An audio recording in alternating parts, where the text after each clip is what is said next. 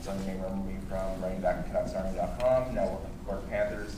The rest of you probably remember me from swiping left. So today we're in this SFU here. Tomorrow we're going to be in Rogers Arena. It's an interesting venue. I've never been in this circular type setup before, so there's some neat features. Everyone has a plug-in at their desk. Everyone has a microphone, so if you have a question, just raise your hand. You can press the button when called upon, you can talk. There's a neat feature with that where if everyone's talking, the volume starts lowering. So you can use that to your advantage or disadvantage. Not much to start with this morning with admin, so if you need to use the washroom, just go outside, there's stairs, just go down the stairs, and they're right below us. And we'll start with this morning right with our keynote. So I'm going to call up Dr. Fred Popovich, who was actually my professor on SFU when I was an undergrad, when I took Introduction to Web Programming with him. So he was actually one of the first professors I started doing Python with. So I'm going to call him up to the stage, and he'll start us off with the keynote.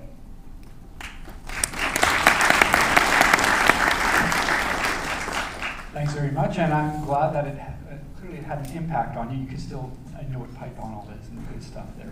So, welcome everyone, and as Ross said, I'm Fred Popovich. I wear many hats at the university. Right now, I'm also executive director of Key, SFU's Big Data Initiative, and on behalf of SFU, I can speak on behalf of SFU because I have one of these official SFU-looking badges here right now. So I just want to welcome you all here to the Hockey Analytics Conference. And basically, I hear it's the largest hockey analytics conference on the West Coast. And if it's on the West Coast, it has to be, this is the conference, because we know that all great things happen here on the West Coast. So welcome, everyone.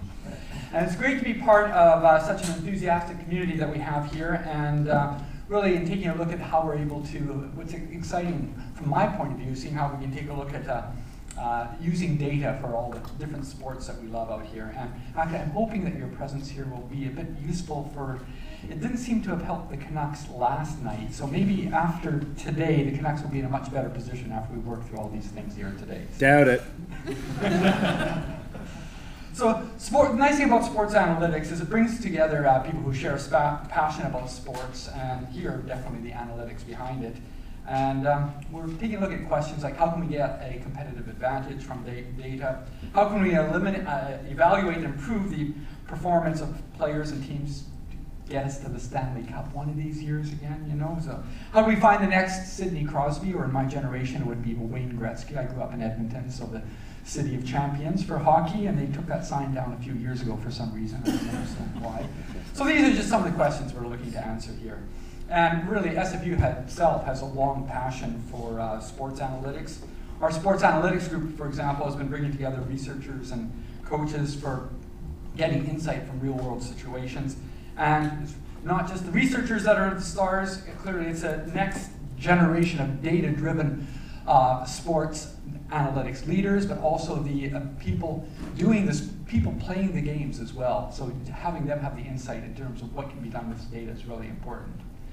And really, at SFU, you know, in Key, the Big Data Initiative, we're finding ways of engaging the world to get not just people with sports, getting access to data from all sorts of different areas. We're trying to understand different aspects of data, not only decision-making in real life, but, you know, like particularly aspects of the predictive power of it. And as we can say, realize that that is where a lot of the insight is, and whether it be in sports, in finance, in health, and a range of different areas. So today, Key has the distinct pleasure of not only being the sponsor of the conference here, but actually presenting introducing today's keynote. And I have the distinct pleasure this morning of introducing Michael Schuckers, who's a professor of statistics at St. Lawrence University, director of the Quantitative Resource Center at St. Lawrence, and co-founder of the Statistical Sports Consulting. As an applied statistician, Michael, really, he stands apart from the others, so right now he's sitting apart from the others here too right now. So his work on hockey analytics has been featured in the Wall Street Journal, ESPN, the magazine, the Vancouver Sun, and Hockey News. He's also consulted for various sports organizations, including the NHL teams and a Major League Baseball team, as well as the U.S. Department of Defense. They're into all sorts of games, believe me. Drawing on extensive, and probably with the government, expensive experience and a strong passion for the field, Michael's enthusiasm for data-driven decision-making to gain a competitive edge in sports is clear. In short, Michael is looking at data to win.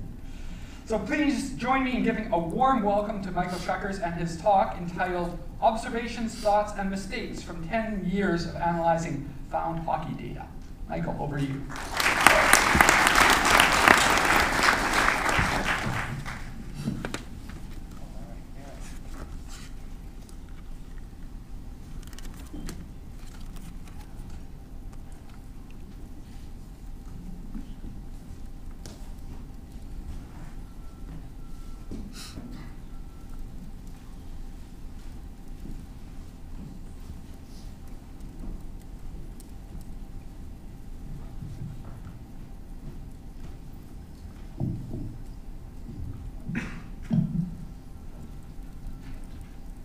Good morning. Sorry, we got that down. I've never done statistics in the round, so we'll try that this morning. Thank you, Fred, for that lovely introduction. Data to win. I think I'm going to have to steal that one.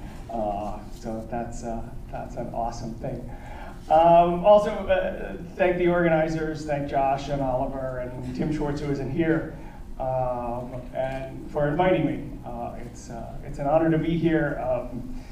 I think Rob Bowman recently tweeted out something about this being the 14th Hockey Analytics Conference. That's just a tremendous thing. These events are tremendous for the community, and they're great places to share ideas and to talk to people. So I'm really looking forward to the day, and the lineup looks great. And the first conference that's 2 days, the first Hockey Analytics Conference that's 2 days. So that's a great feat for the organizers. So I'm going to talk today about some lessons and observations and mistakes from 10 years of analyzing found hockey data.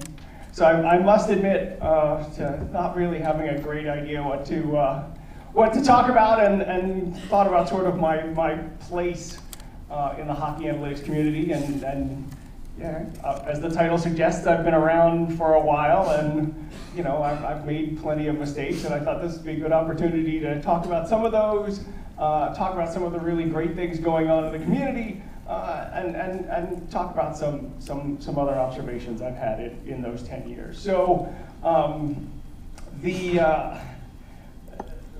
other reason I think maybe that Oliver and Tim invited me is about 18 months ago, I came out here to CASIS, which is another wonderful conference. It's a broad sports conference. And it was fall of 2016. We had something that was impending in November in the US, and every Canadian wanted to know the Americans' opinion of that. And I can tell you, you know, there's my prediction skills. So apparently I failed in that, and for those who aren't familiar with US politics, impeachment is the way that we get rid of our presidents once they're in office. So yeah, don't know what that means about my ability to predict.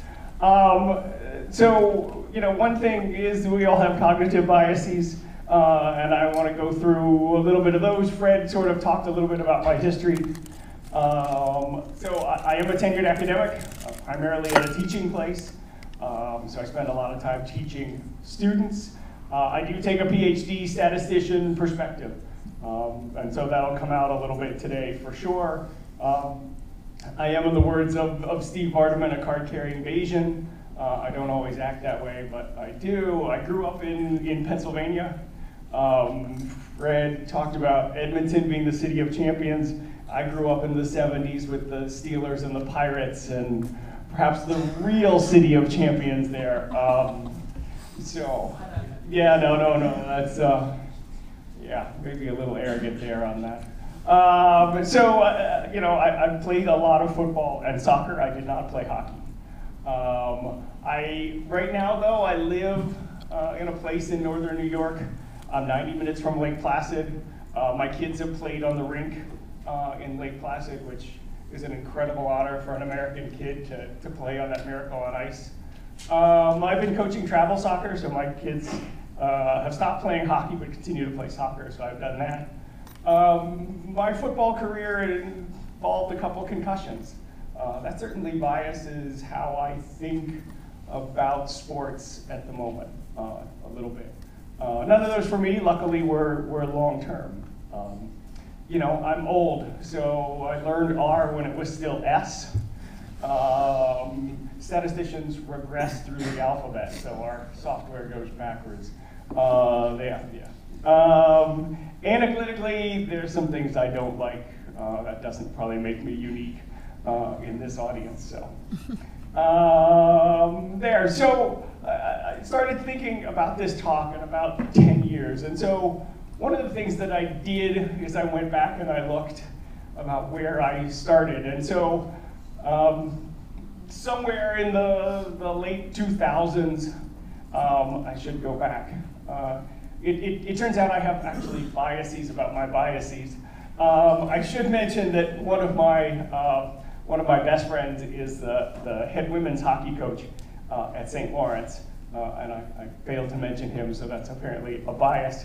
But I get to talk to him a lot, and so about this time, I was still doing a lot of government defense work, a lot of fingerprint identification, iris scan sorts of things. But Chris was really saying, you know, there's a lot of interesting stuff going on out there, and Chris was already part of this. So at the time, what we had was we had Yahoo list groups, and we weren't even onto Twitter and all that stuff. And actually, it still exists. The page is still there. It still says that the HAG is the home of fact-based analysis and discussion of hockey. I went through some of the posts that I had saved, and you know, those are really some big names in hockey analytics history doing some of the first sets of work there, and some of those people still active, which is awesome.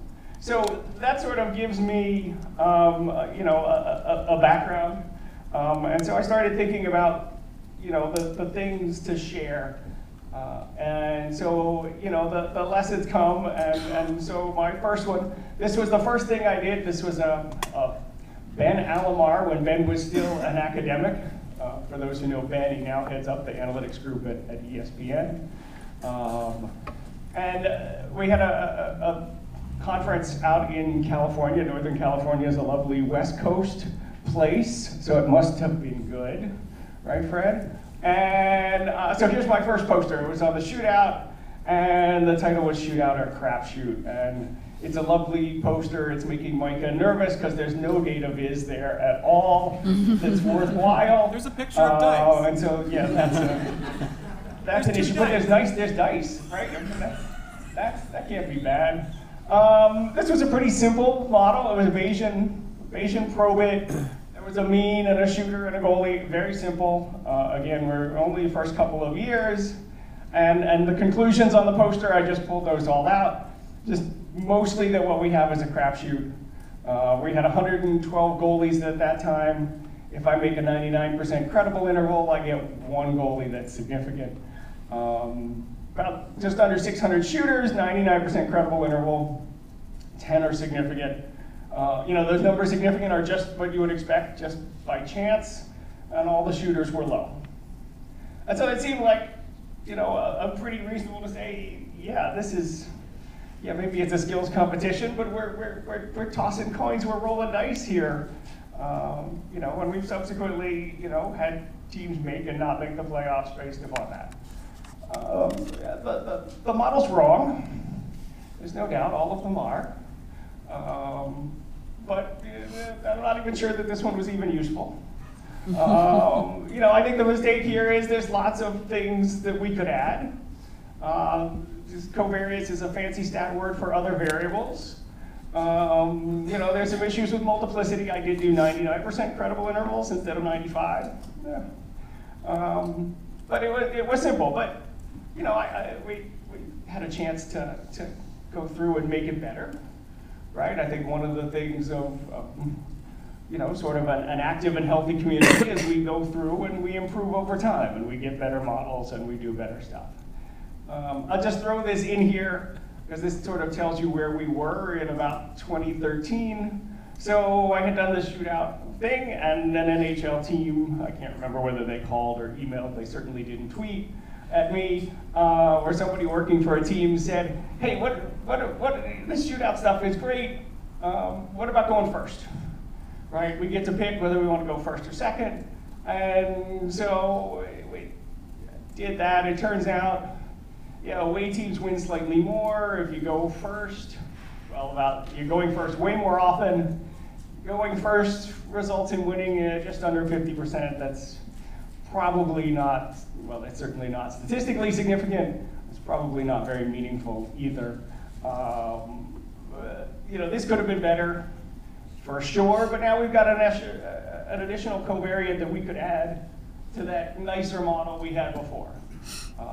So we could control for that, but, well, yeah, it was free. So they got it for free, and that's what you get when you do for free. Back in the old days, we used to do that. Actually, if I go back to the first shootout poster, was there and talking to a faculty member from the US, another West Coast faculty member at Naval Postgraduate School, and his basic thought was give stuff away for free, and eventually folks will like it enough that they'll start paying, which was certainly prescient, right? And that's, I think, where we've gotten to with hockey analytics. So we get to the shootout, and I haven't talked yet about what I mean by found data, but we'll get there. So again, more evidence, I think, that we're getting better, right? I made some mistakes along the way, but we're getting there. And so we did a logit. Logit's a slightly different version of a probit, but now we've got the goalie and the shooter, and now we're worried about pressure. Right, so we're worried about things like going first is part of this win imminent, loss imminent. We've got home versus visitor, and whether the shooter is a defenseman or a forward. It's a better model, we've got more data. And so I think there's some evidence there for skill. I think that comes from the fact that we have some more data, which is helpful. But I also think it's a better model, and a better model allows us to pull out some more of that noise that we have in our data. So yeah, I mean, that first one was wrong. I think that's pretty much been determined, right? We could have done better, but there's some differentiation of skill that goes on there, right? We I improved the approach here, additional variables, all right, additional covariates. I think there's still some work to be done in this area. Dennis Locke and Dan Nettleton did a nice paper on kicking field goals in the NFL, where they used and looked at coaches' opportunities to make those decisions. And I think when coaches decided not to kick actually tells you a lot about your kicker's ability. And there's probably some of that in the shootout, right? If we get to the 5th round and the coach is not picking you, that probably tells you something. The coaches have some information there. So yeah, oh, that's unfortunate. I still hate it analytically, but it is exciting, and yeah, there's a little American bias there in that shot. Yes, you're allowed to hiss. That's fine. There in the shootout, we see a progression. We're getting better. We also make some mistakes there and learn some lessons. I think the next sort of lesson that I learned came a couple of years later. I did a paper I still like, which is the Fed's independent goalie rating. It was MIT Sloan Sports Analytics Conference was last week. This was a research paper finalist there. It's an adjusted save percentage based upon location of shots, shot type, and the strength. Strength is just even strength, power play, or penalty kill. And the adjustments there, I'll talk about it a little bit. It was nice, so we're getting a little bit better at data visualization here. We've got some heat maps. So a couple examples from that paper. So, we're talking 2010, so Brodeur is still going in 2010. Those are slap shots. So in the upper left, slap shots at even strength. And upper right is Tim Thomas. their wrist shots, so he is on the penalty kill, so his opponent's on the power play. Fleury in the bottom left there at even strength, and Brizgalov slap shots with Brizgalov's team on the penalty kill. Some nice things there. We're doing some spatial smoothing. We're thinking about things spatially. We see some asymmetry there in terms of shot probabilities. I think the innovation here is statistical smoothing. So basically we're just sort of averaging shots that are relatively close, and the further away we get, we give a little less weight to those as we average. So we get a smooth surface there, which is very nice. We got a different surface for each shot type. I still think that's critical. I think shot types matter quite a bit. It lays out a framework for adjusted save percentage. So some of the folks actually back in the HAG had looked at and doing the save percentages, and there were basically two adjusted save percentages that are out there. One is to sort of average across the shots.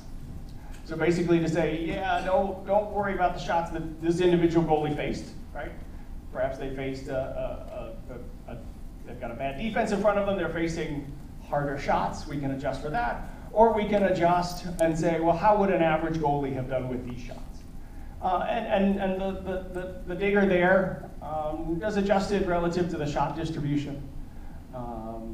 And so, you know, I thought this was a nice paper. I thought there was some innovation there, and the collective response was kind of, yeah, you know, we've seen these sorts of things before. That nice mathematical framework is great, but you know, I forgot to do some important stuff. But, you know, I didn't look at even and odd shots, right? And I didn't look at out of sample repeatability here. And then there's this thing with Pesty covariance. I don't think we have the data for that yet, but it's coming and it's going to be important, and I think it will impact our adjusted save percentages. Let's see. So I screwed up, right? Should have done those things. I was actually talking to Micah this morning and talking about some of these very issues. And you know, I come out of an academic background, and in an academic background, we have a nice method. It seems to perform pretty well. We're pretty happy. That's not good enough, actually. And you know, getting at this repeatability and reliability is a useful thing. Eventually, I go through and did this. I got a little more Bayesian, and this is actually part of a compilation of sports papers that came out a couple of years ago, of which Tim Schwartz from Simon Fraser was one of the editors. And you know, if we look at even and odd, we're getting some reasonable correlations here. That end with a dagger is really just we're sort of averaging a goalie's actual shot distribution versus the league average, and that dagger or end dagger is how much weight to give to the league average, and there's a lot. So there's a lot of shrinkage, but we can get some pretty decent even odd results, some decent out of sample. One of the years there is 12-13, so it's going back a bit, and so that's some small sample sizes there. We had less games. You know, the lessons there, again, is really that doing the hard work is important. You know, we can come up with a great method, and it can seem all cool and wonderful, but doing the hard work of looking at the reliability and the repeatability is really important. So I mentioned and started with a little bit of a title on found hockey data. And the found part comes from this perspective. I borrowed this from a talk I recently heard from Nick Horton, who's at Amherst and does a lot of amazing data science sorts of things. It comes from a perspective. So one of the areas of academic statistics is data collection and how to design good data collection. And so found data is really data that's not designed. And as a consequence of it not being designed, right, we don't get to figure out who's going on the ice. We don't see a whole lot of experiments there in terms of who we're throwing out onto the ice together, and so we've got to model this and deal with these sorts of issues. So that's found hockey data, and it gets into sort of a correlational structure. We have a cause. We think something is going to have a cause and an outcome, right? And so we're hopeful, right? When Horvat's on the ice, we're getting higher expected goals. That would be nice, maybe. We've had some discussion about if you're on a power play, doing 4 forwards and 1D is potentially better, right? And carrying the puck into the zone, does that lead to higher Corsi percentages? Right? Those things are things that we would like to be able to do, right? But they end up coming with this issue of all things aren't equal, and so we've got to do some modeling and some statistical things to deal with that. And so this, all things not being equal is the norm in found or observational data. So it's not designed, and we've got to model and account for some of these factors. I like diagrams. I teach kids, so some pictures here of what my confounder, which is this sort of third factor there, has an impact. We know, for example, right, that a lot of the outcomes that we like, right, are impacted by zone starts, right, where a player starts their shift. And the same is true with the quality of their teammates, right? So QOT is quality of teammates. I'll talk a little bit more about that sort of thing in a bit. But the players are impacted certainly by who they're out there with. And so I thought I'd take this concept and do what I guess I've called a wild illustration. And so we're gonna, totally fictitious, totally made up, we're gonna study goalies playing in the trapezoid. Seems like something nobody studied, nobody's even thought about. So suppose we enlist an army of recorders. We're gonna record every time the goalie has a choice, play the puck or leave it for the D. Right, and we're gonna subsequently look and see if we've got a zone entry that's successful. And then we're going to determine, what I'd like to be able to say is that is playing the puck in the trapezoid going to lead to a higher zone entry percent? That would be nice. Maybe it's true, maybe it's not. So where's Peterson? Hi, Mike, how are you? Good. So, if I'm Tampa, right, and Vasilevsky's got some choices, right? So he can play the puck, or he can leave it, right? And maybe he's gonna leave it, right? But he's got choices there, and those things are gonna have an impact, right? And those things are gonna impact, yeah, that's depressing for everyone else. Right? He's got choices there, and the choices of who he's gonna leave it for have an impact. Just as a note, right? Although I said I live in New York, I'm actually closest to Ottawa, and so I thought, well, this is nice. I've got Tampa Bay. This is very deep. Maybe this is relatively even defensemen here, and I thought, well, it's going to be great. I can have Carlson, and well, I'll pick someone else from Ottawa, and then of course they traded someone else. And so then I had to switch. So now you can imagine, instead of Vasilevsky, you're Jonathan Quick, right? And Quick has decisions to make there in terms of playing the puck and who he's out there with. So yeah, leave it for Doughty, maybe that's reasonable.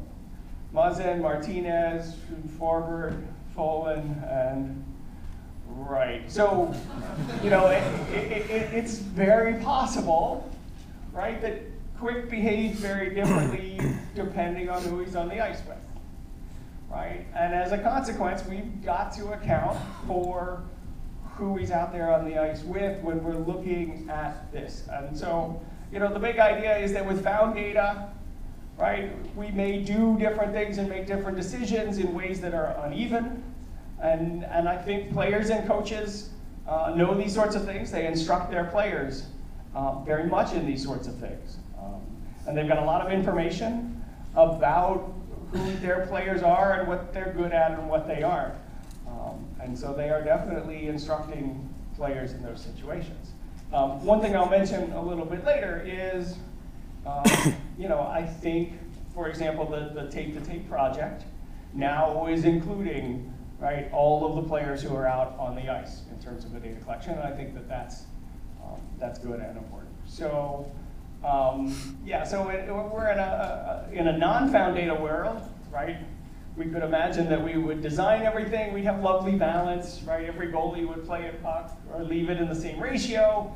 They do that equal ratio with every combination of players for and against, and we'd probably have them do it in some kind of random order. We don't live in that world. Unfortunately, we live in a world of found data, and so we've got to deal with the data that we have. So impact of teammates, unequal. I think that's why we have some of the more sophisticated things that we've got, why we have some of the more advanced regression analyses that are there. And I'll mention, I mentioned some of that, and we can deal with that by parsing the data, right? We can subset it. We can only look at, at what Quick does when Drew Doughty's out there. But, that's not a complete picture. And so I think regression and a little bit of smoothing helps that. A shout out, I think Brian McDonald was the first one to do this in hockey, and I think some other people, including Dawson, who's here, have done these sorts of things. The one other thing in terms of sort of lessons and observations here is scale. And one of the things in terms of statistics, or sort of a lesson that comes out of academic statistics, is that we've really got to get the scale right in terms of what we're analyzing. And so the unit of analysis in a statistical sense should be the biggest thing that is getting assigned to factors. In sports, that's plays or shifts or possessions. Doing an analysis that is game level or season level doesn't sort of help us disentangle some of these factors. And so that can have some important impacts. If we go too big, we average out effects. So I mentioned earlier, right, quantity of teammates and quality of competition. And I think one of the things that there's long been this idea that quality of competition doesn't matter, going back to the HAG and lots of those, I think, sort of old discussions. But really what you're doing when you're doing that is you're sort of saying, well, there's these things and we can't control for them, so we're going to average them. Well, and then we look at it, we analyze it, and we say, oh, gee, they averaged out, so they don't matter. Well, we kind of built that into our analysis. We go too small. We get down to sort of the micro data that they've got in basketball. If we're looking at that, the 25 times a second, we can end up with some pseudo replication and some over significance, what a statistician might call a type 1 error. So overestimation of significance there.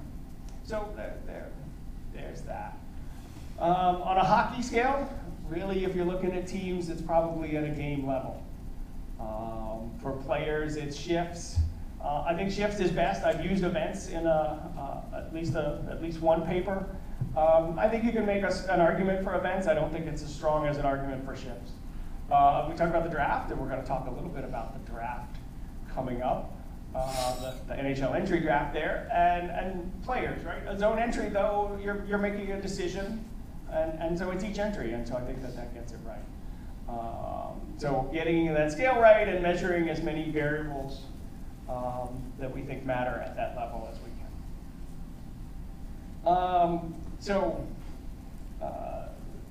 That's sort of scale, and that's a little bit on found data. Given that there's always been a lot of complaints about the NHL's data.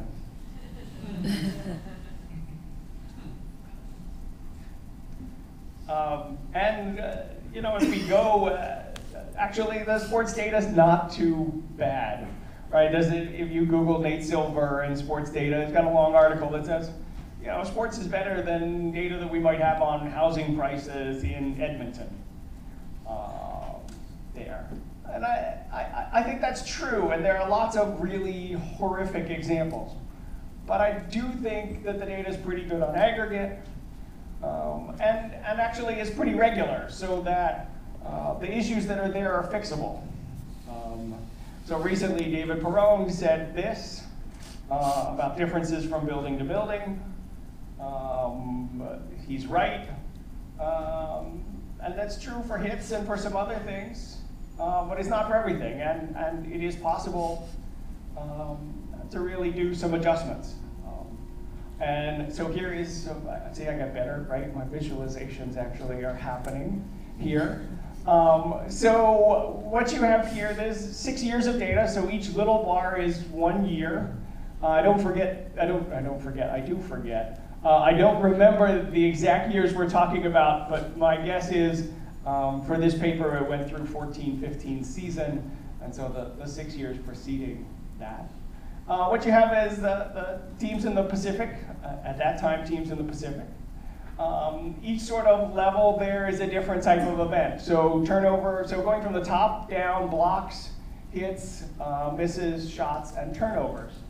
And this is the relative rate to the league, adjusting for a couple of factors at a game level. And there's some things that you note right at the bottom, right? Turnovers, we've notoriously known recording of turnovers is bad.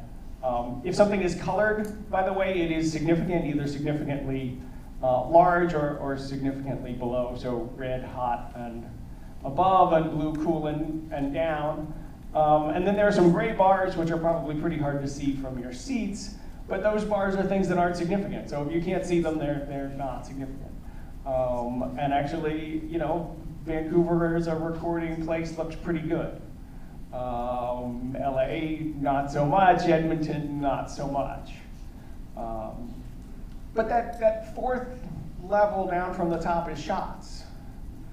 And there's really not a whole lot of difference there in recording of shots. And you know, as far as I'm concerned, it's still shots, right, that are among the most important events that we've got. So here are some fixes. I would say, you know, if you were asked me about some of my better contributions to hockey analytics, I think it is these fixes. So in the Thor paper, we proposed an adjustment to the X and Y. So, you know, in terms of the teams and those events on the previous slide, really that was about just counting events.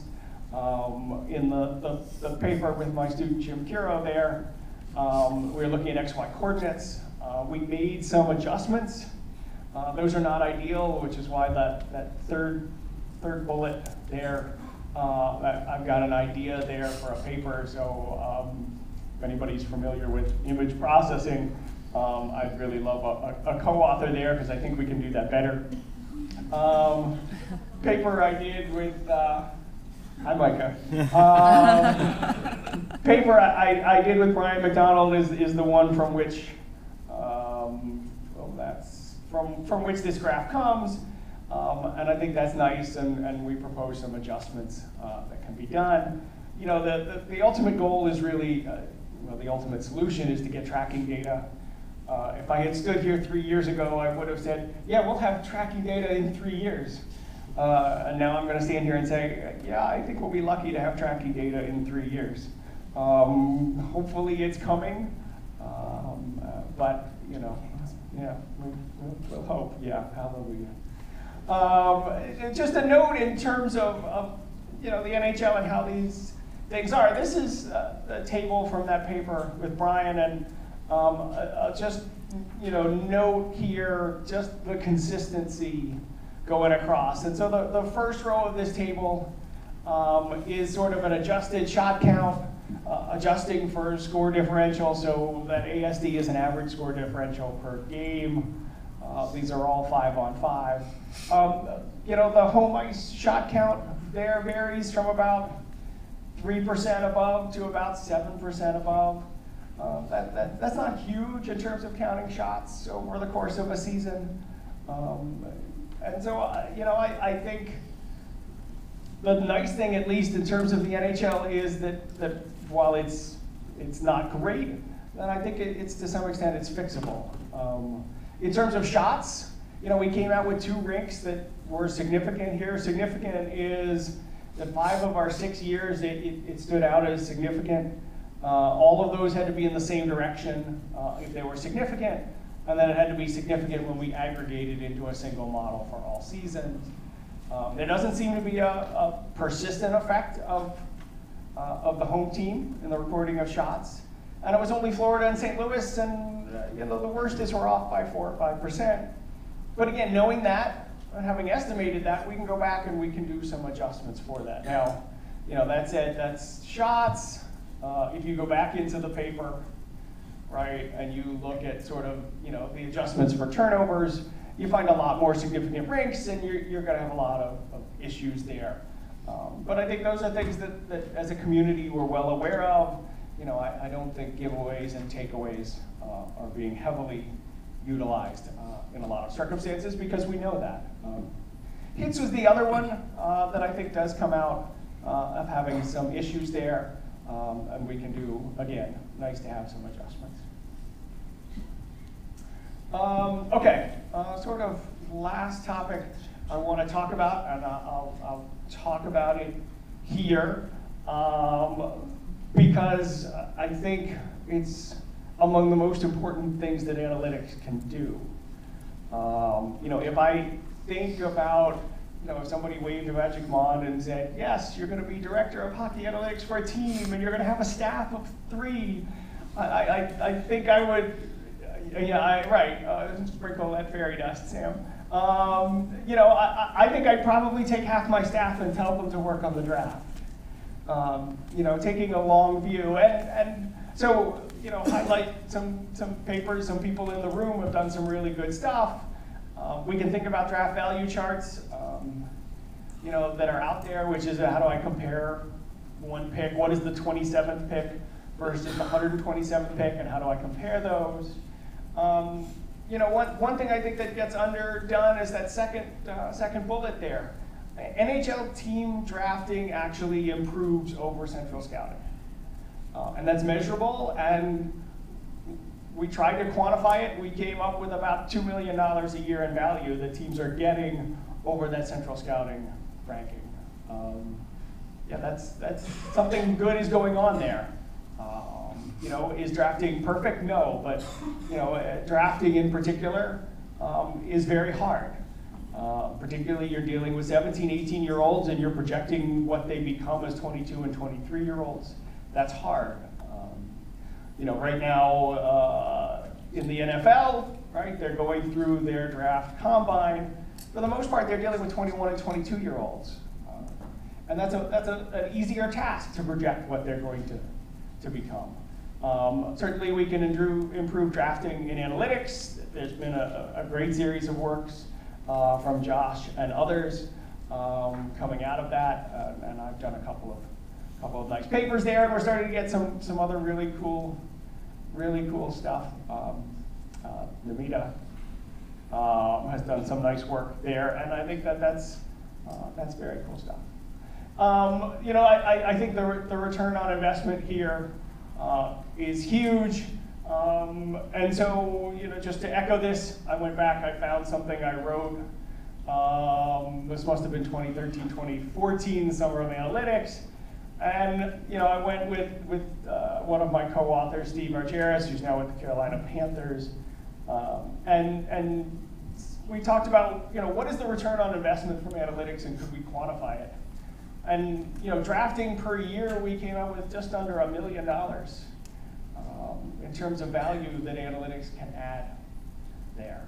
And the other thing that spending a lot of time on the draft is you're building depth and you're building resources, right? I mean, I think whatever you think of Tatar, Vegas spent a whole lot for Tatar.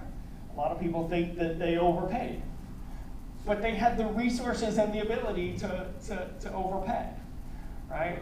And I think in terms of what's going on in teams that have done that smartly, I think Tampa Bay, over a long period of time, has done that, and it's given them the resources to make some of the moves that they've made.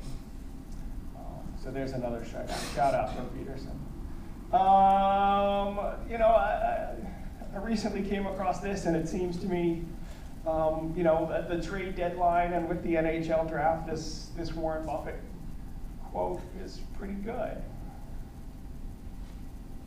All right, we gotta be more prudent and think about these things a bit. How am I doing on time, Josh? Good? About 5? Awesome. Okay. So the last thing that I'm going to talk about is sort of the health of hockey analytics, right? I started with, you know, my joining the Yahoo Hockey Analytics group a little over 10 years ago. And I think, you know, where we are as a community, I mentioned earlier, but I think we are better than ever. You know, I think the success of events like this, it takes a huge amount of time and energy to put these on, and that is really appreciated, right? You know, Rob Woolman gets a lot of slack, for lack of a better word, but Rob was instrumental in some of this getting started. And Rob deserves a lot of credit for that. And you know, we've got now 3 conferences that have gone on for at least 3 years. We've had other conferences. We've had Pittsburgh and Boston and Washington, Calgary, Edmonton. And so this is really getting to be an amazing thing. And I think it's certainly making us stronger and coming together. You know, shout out to Hockey Graphs. We are doing a lot of things with younger people. And setting up ways to mentor that we didn't have before, and that is tremendous. We've got more data and we've got more open code, and that is just fabulous, right? For the sharing, and that's speeding things up. Are we losing some quality people to teams? Sure, and that's going to continue to happen. But you know, that having more data and more code out there for people to use and to build on is going to be tremendous. Yeah, tracking data someday. I'm still an optimist there. You know, I think it's going to help us mostly with the why questions, and not necessarily the what or the who questions. I think we're still going to know basically who is good. I think we'll figure out why they're good and how to make some people better with that tracking data. You know, the crowdsourcing that is going on, you know, that's huge. And that's generating more data, and the more data we've got, the better stuff that we can produce. So I think that their opportunities are greater, the paths are more open, and the field is healthier, period, full stop. So just a couple of comments. Some people to thank. I've had some amazing colleagues and collaborators over the years. And so just a note, and somebody was at the sports bar last night with their Computer Boys shirt on. Yeah, just as a note, Sydney Bell's there, it should be Computer People. So that's awesome. Yeah, a couple of big shout outs, particularly to Shirley Mills, who's at Carleton. Shirley is an amazing Canadian resource. She's head of the Statistical Society of Canada. She's a long-suffering Ottawa Senator season ticket holder. And she is just a tremendous resource. So big shout out to her, and she's helped with the Ottawa Analytics conferences. So a little bit of recap. You know, obviously I talked about some of those mistakes I've made. I think you can't be afraid to make them. And I think, you know, we try to improve and learn from them. But also keeping those fundamentals there. And in some sense, the perfect is the enemy of the good. There's, you know, I meant to say something in terms of the adjusted save percentage paper that I did there. And, you know, we don't have, for example, information about whether the goalie is screened. We don't. We're not going to have that until we've got full tracking data, but we can still do, and we can still work on doing the best we can with the data that we've got. The data we've got is found, so it's observational. That means we've got to worry about and think about, those sorts of things that are potentially causing some of the outcomes that aren't necessarily the cause that we've got. Find the right scale, work more on the entry draft, try to fix that stuff. That is the NHL's RTSS data. I think the community is getting better, and I think we're hopefully continuing to push and to make it better, and I think events like this do that. Shout out to, it won't quite be 2 days in Ottawa in September. The 14th is a Friday. I think we'll do some social events and some workshops. And then on Saturday, we're going to have some talks there at Carleton. Some more information. We moved from spring to fall. There's some events going on at Carleton causing us to do that. Yeah, we'll be there in September, so I hope you can make it, and thank you.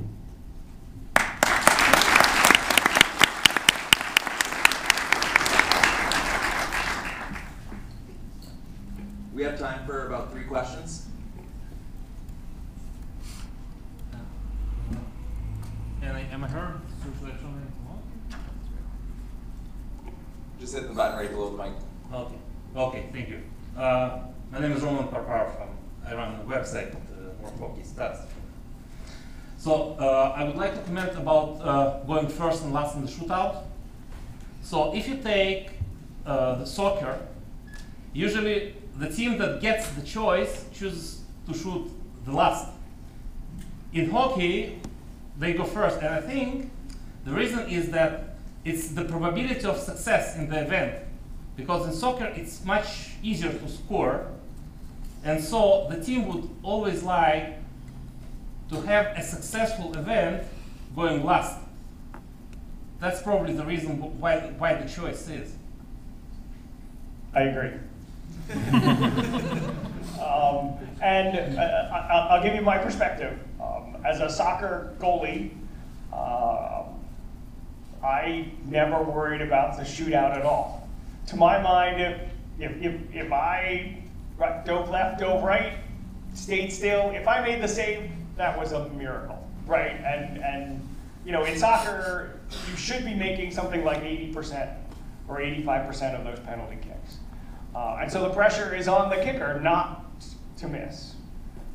In hockey, I think the pressure is on the goalie, right? The goalie saves about 67%, and so I think the pressure is there. And so I think that that's the reason, or I would agree with you that that's the reason that you have that strategy. Yeah. You want to pick Josh, or you want me to pick? We'll do both of you.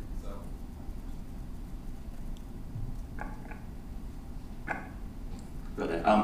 So we've seen recently that some of the resistance, some major resistance towards player tracking and sort of, I guess, more rigorous stat keeping in general can be coming from the players' side.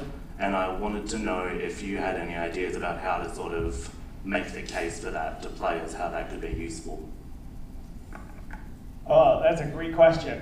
I think making the case to players probably has to be made by saying, knowing these things can help us make you do better and play better. I think the players' resistance to it is fear that it's going to be based upon on whatever basis, that they're going to be cut or their careers are going to be shortened. And I think if we're gonna sell it, and we're going to share it with players, it should be to have conversations with them about how they get better, or sort of what to do in certain circumstances that's going to improve them. Not necessarily improve their metrics, but improve their hockey play. Last question. I just wanted to make a quick comment on that. As a former player, I think a lot of the resistance is around the inaccuracy, the fear of the inaccuracy. And there is so much inaccuracy out there, to date, that scares players. The last thing they want is a statistic that makes them look bad, that isn't accurate. So as the accuracy gets better, I think the receptiveness will improve. Especially in arbitration. Teams go in there just killing the player. You do this wrong, you do that wrong. And now they're going to have a metric to prove it, and then that's just going to hurt their salary.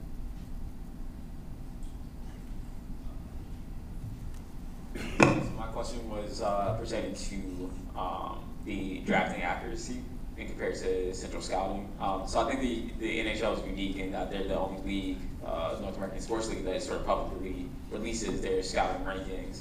My question is, do you think some of the reason why individual team scouting is a little bit more accurate is because those teams can specify which players most fit into their systems or into their development cycles and sort of identify that, where the central scouting ranking is just a sort of generic, one-size-fits-all approach? Yeah, I certainly think that's part of it. To the second part there about why teams do better, certainly they can do that. They can also probably spend a little bit more time on individual players that they're potentially interested in. And so, if they think there are 4 guys that fit their system, they could spend more time on those 4 guys, where central scouting is more spread out and they're trying to do a bigger task. I should note that I'm pretty sure that baseball, actually, the league does do some sort of league-wide similar thing. I don't know that 100%, but I thought that was. So I know for the NBA and the NFL, the sort of combine invites and just the invitations to come, either work out for teams or extend, it is basically their form of the rankings, where if you're a player that does not sort of get those invites or is not draft in the green room for the draft, you're basically not one of the top stars that they perceive for the upcoming future. Thanks. Thank you very much. So we're going to just take a 10-minute break. There's water by the doors, there's coffee, snacks outside, and there's the washrooms downstairs.